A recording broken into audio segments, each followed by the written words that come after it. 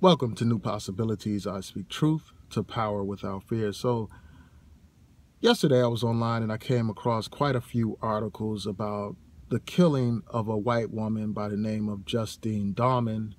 She's originally from Australia. She was killed by a Minneapolis police officer. Apparently this woman called to report an incident of assault near her property. Apparently this incident occurred in the alley near her property. The police arrive on the scene and she's in the alley, and one of the police officers proceeds to shoot this woman in the stomach area, killing her.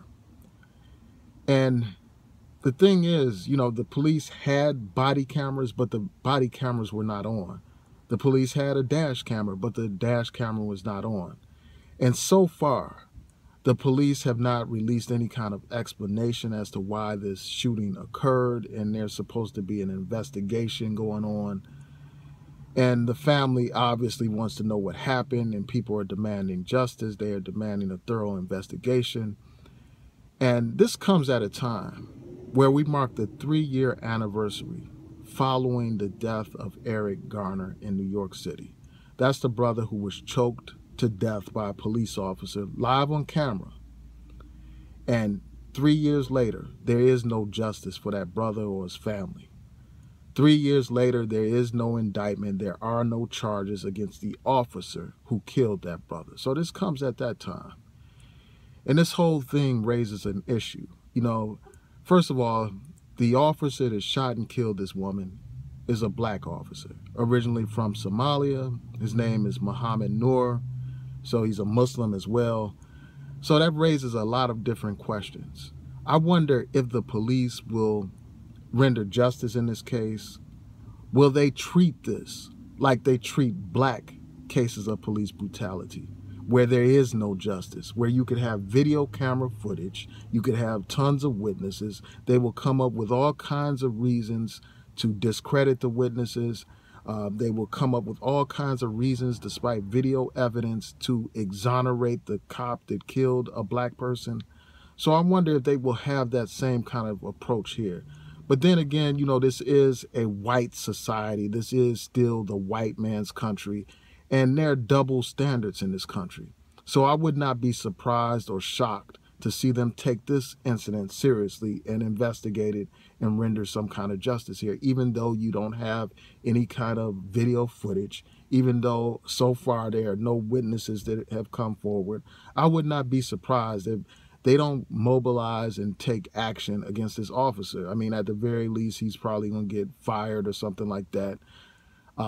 I wonder if charges will be brought against him. And this is going to be an opportunity for us to see the justice system up close, to see whether or not there is a double standard in terms of this issue of police brutality. We can, the double standard in terms of how white victims are treated versus black victims, the double standard in terms of how a black police officer is treated versus a white police officer. When white police officers kill black people, often these officers get away with it. They get away with it. And then not only that, they become celebrities in a sense. They get, signing, they get awards in some cases, like in the Freddie Gray situation. They actually gave those cops an award. Some conservative group gave those cops an award. And you have the example of George Zimmerman. Even though he's not a cop, he's a wannabe cop. That man became a virtual celebrity, signing autographs and stuff like that. In the words of Tupac, you kill a Negro and you become a hero. So that's the kind of standard when it comes to black people. But when it comes to white people, there's a completely different situation. So we'll see how this plays out. I wonder now that there's a white victim, if people will understand the importance of the whole Black Lives Matter and this whole movement against police brutality. I wonder now if people will wake up to the brutality that these police impose on black people. Perhaps this is what America needs in order to wake up. Just like with the whole drug addiction crisis, opioids and all that kind of stuff. It wasn't an issue until white people in large numbers began to be addicted to those drugs. It wasn't a problem when Baltimore City, for instance, had all these drug addicts, all these people addicted to various opioids. It wasn't a big deal when it was the black people in the black community who were victims. But now that it has affected white America, all of a sudden it's a crisis that needs to be promptly addressed.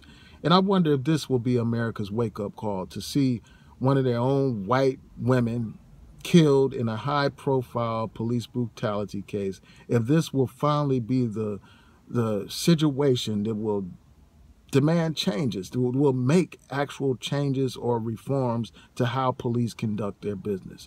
I wonder if the Justice Department will have a different approach to this situation now that you have a white woman victim in a high-profile police brutality case.